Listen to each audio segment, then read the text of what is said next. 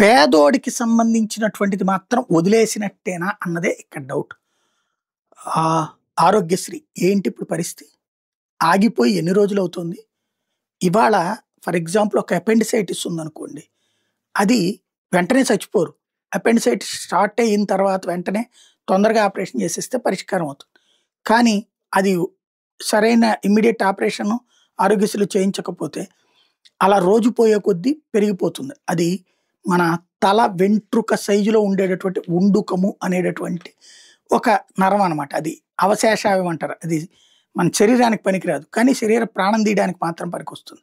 దానికి ఒక చిన్న వడ్ల గింజ తరహా ఏ అన్నం మెతుకు తగిలినా అది వాపు బిగినయ్యి అది కాస్త అప్పుడు అపెండిసైటిస్ వస్తుంది. 24 గంటలు కడుపు నొప్పి.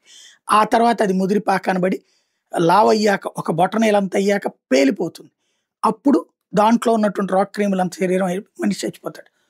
ఈ పెరిగే టైంలో కట్ చేసేయాలి, తీసేయాలి. అది 15 రోజులు పట్టొచ్చు, నెల రోజులు పట్టచ్చు, 2 నెలలు పట్టచ్చు, 3 నెలలు పట్టచ్చు. అవతల వ్యక్తి యొక్క ఆరోగ్య కండిషన్ బట్టి. మరి ఇప్పుడు ఆరోగ్యశ్రీ లేకపోతే అతని పరిస్థితి ఏంటి? ఒక అపెండిసైటిస్ అని కాదు, క్యాన్సర్ లేకపోతే హార్ట్ అటాక్ సంబంధించినటువంటి ఇష్యూస్ ఇవన్నీ పెరిగిపోతున్నాయి. ఇప్పుడు చేతిలో డబ్బులుంటే ఆ వైద్యం చేయించుకోవాలి, లేకపోతే చచ్చిపోవాలి, లేదా రోగం మొదలుపెట్టుకోవాలి. ఇదే ప్రభుత్వపు బాధ్యత. విద్యా వైద్యం అనేటువంటిది ప్రభుత్వాలు ఉచితంగా అందించాల్సిన కనీస బాధ్యతను మర్చిపోయి చివరికి రాజశేఖర రెడ్డి హయాంలో తీసుకొచ్చిన కార్పొరేట్ వైద్యం ఈ ఆరోగ్యశ్రీ ద్వారా అందిస్తే అది కాస్త ఇప్పుడు మూసి పక్కన పెట్టి అదేమంటే భవిష్యత్తులో బాగు చేస్తామని చెప్తున్నారు. అది పెద్ద పాపం. ఓ రకంగా నోటికొచ్చినటువంటి ప్రాణాన్ని తీస్తున్నటువంటి పరిస్థితి.